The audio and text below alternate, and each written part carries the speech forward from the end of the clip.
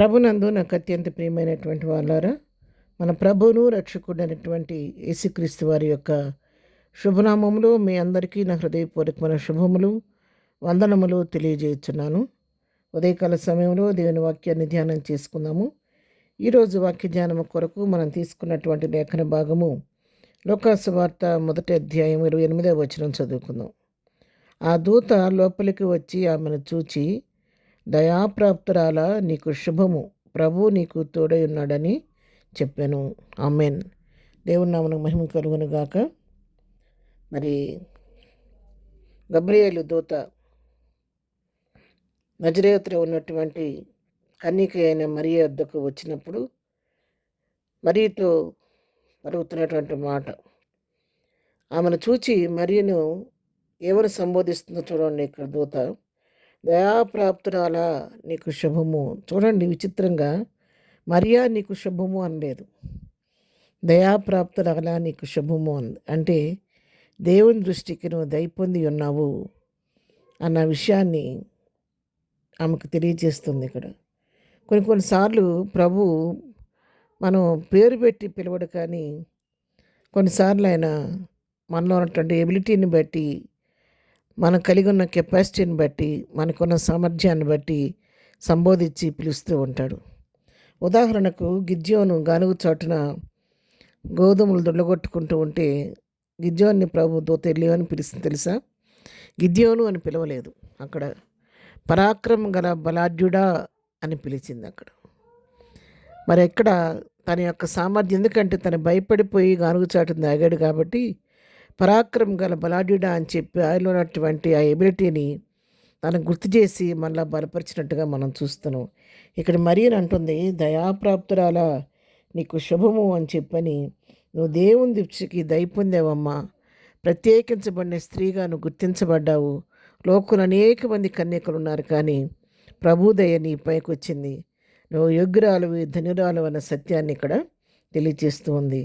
ప్రభువు నీకు తోడుగా ఉన్నాడన్న సత్యాన్ని కూడా ఇక్కడ తెలియజేస్తూ ఉంది. అవును ప్రియులారా, ఆ రోజుల్లో మరి మెస్సియా లోకానికి ప్రభు యేసుక్రీస్తు వారు జన్మిస్తారన్న సత్యాన్ని తెలుసుకున్నప్పుడు చాలామంది యవనస్తులు ఉపవాసాలు ఉండి ప్రార్థనలు చేస్తూ ఉండేవారంట. ఆ మెస్సియా లేకపోతే ఆ ప్రభు లోకరక్షకుడు నా గర్భంలో ఉద్భవిస్తే బాగుండు, నా గర్భంలో ఉద్భవిస్తే బాగుండు అని చెప్పి ఎదురు చూస్తూ కన్యకలు ప్రార్థించేవారంట. మరి ఇలాగూ అనేక మంది ప్రార్థిస్తున్న సమయంలో ప్రభుదయ మరియ మీదకు వచ్చింది.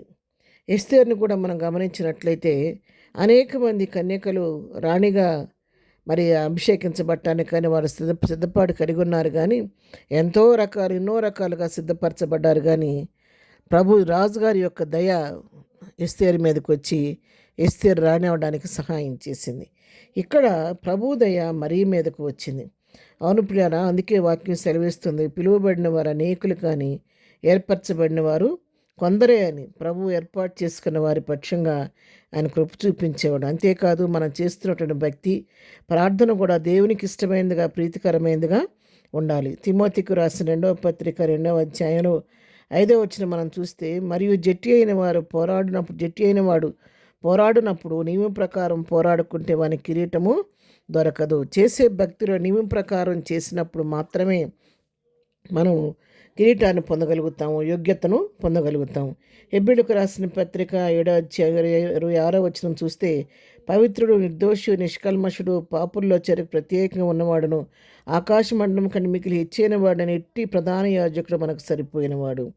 ప్రభువుని గురించి చెప్పబడిన మాటలు, ఎంత పరిశుద్ధుడు జన్మించాలంటే ఆ గర్భం ధరించాల్సిన స్త్రీ ఎంత పరిశుద్ధంగా ఉండాలి.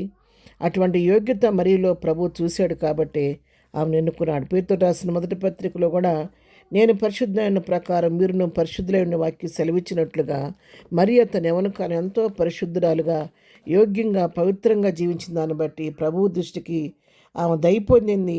లోకరక్షకుడు గర్భం ధరించడానికి యోగ్యతను సంపాదించింది.